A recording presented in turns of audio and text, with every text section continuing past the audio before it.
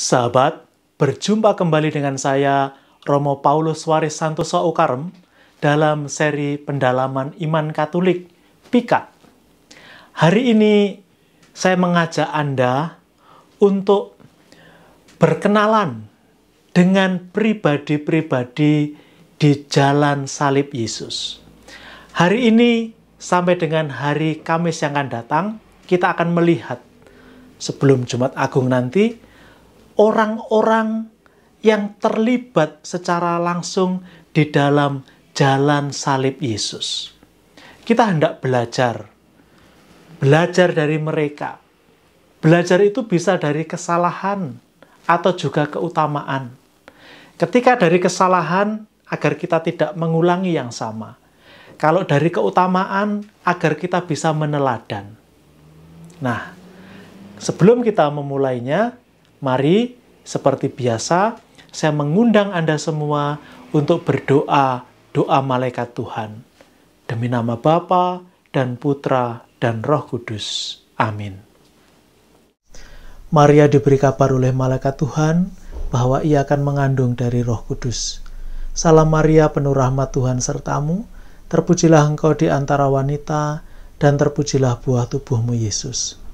Santa Maria Bunda Allah, doakanlah kami yang berdosa ini, sekarang dan waktu kami mati. Amin. Aku ini hamba Tuhan, terjadilah padaku menurut perkataanmu. Salam Maria, penuh rahmat Tuhan sertamu, terpujilah engkau di antara wanita, dan terpujilah buah tubuhmu Yesus.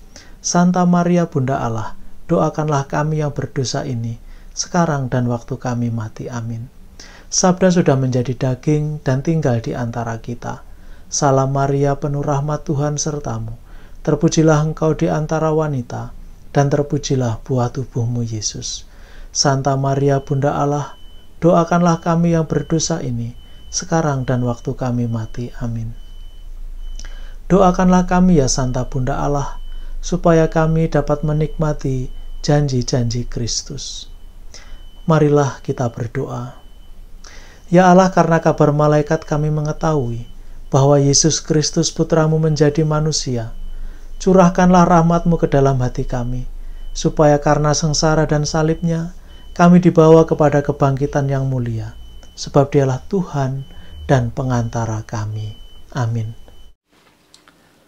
Sahabat, tokoh pertama yang ingin saya perkenalkan untuk kita jadikan bahan belajar adalah Pontius Pilatus, gubernur Roma yang bertugas di Israel, di Yerusalem. Mungkin sebagian dari kita sudah mengenal atau tahu, Pontius Pilatus, orang yang tidak mau bertanggung jawab, yang cuci tangan atas perkara Yesus. Maka kalau ada orang yang suka cuci tangan, artinya tidak mau bertanggung jawab atas sebuah peristiwa, dia akan dijuluki si Pontius Pilatus. Pilatus ini. Nah, mari kita melihat lebih dekat. Pagi itu, ketika orang-orang Yahudi, orang Farisi, pemimpin agama Yahudi, membawa Yesus ke kantor gubernuran untuk mereka mintakan stempel orang ini dihukum mati, apa yang terjadi dalam diri Pilatus? Dia harus menunjukkan sebagai sosok yang tegar, yang kuat, karena dia perwakilan kaisar. Dia tentu tidak mau kehilangan muka di hadapan banyak orang. Nah, Kitab Suci mencatat sebuah peristiwa yang sangat penting, sekilas tapi penuh arti, yaitu istri Pilatus mengirim pesan. Pesannya jelas, jangan ganggu urusan orang ini, karena dialah aku semalam menderita. Itu istri Pilatus itu bermimpi, lalu melihat banyak hal. Ada orang yang menafsirkan istri Pilatus ini adalah salah satu orang yang suka mendengarkan pengajaran Yesus. Dia secara pribadi kagum dengan Yesus. Jadi pemuja rahasia begitu. Lalu dia tahu, maka dia mengingatkan suaminya.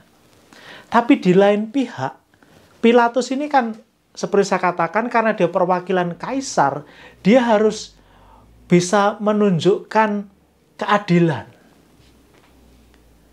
Dan dia sudah melihat dari tempatnya itu, orang-orang Yahudi yang kalap, yang haus darah, yang ingin membunuh Yesus itu, lalu sebagian orang juga orang-orang yang berwajah bingung, yang mungkin hanya karena hasutan, karena berita bohong, kabar hoak itu, mereka juga datang dengan wajah bingung, ada apa, ada apa.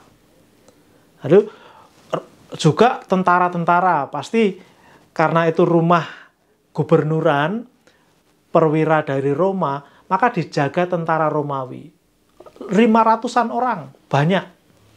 Nah, Pilatus dari tempatnya bisa melihat semuanya. Ada yang tadi saya katakan haus darah, ada yang bingung, ada yang acuh tak acuh. Dia berusaha melakukan tugasnya seprofesional mungkin. Dia mencoba menginterogasi Yesus. Dia maunya cepat saja. Dia bertanya ini dan itu. Satu pertanyaan dari Pilatus yang begitu terkenal adalah soal kebenaran. Apa itu kebenaran? Pilatus gagal memahami.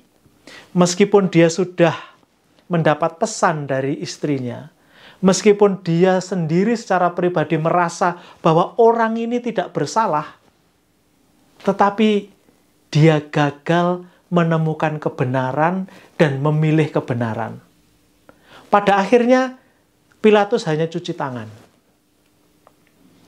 Dengan mengatakan, aku tidak bertanggung jawab atas darah orang ini. Ambil sendiri. Dengan mencari aman, Pilatus gagal menemukan jawab apa itu kebenaran. Karena kebenaran sejati dimengerti oleh Yesus. Dan Yesus sendiri adalah kebenaran itu. Nah, sahabat, kalau sekarang saya bertanya, adakah kemiripan diri kita dengan Pilatus? Mungkin Anda akan menjawab, no, tidak ada. Dan tidak mau ada kemiripan dengan Pilatus.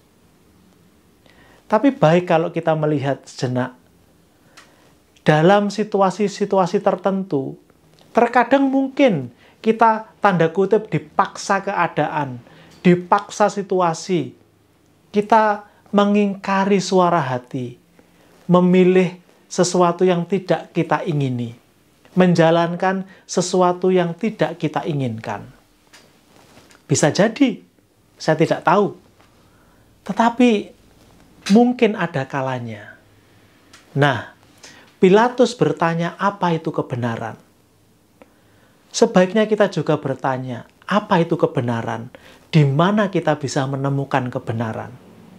Yesus adalah kebenaran. Kalau kita mau mencari kebenaran, kita harus menemui Yesus. Dia jawabannya.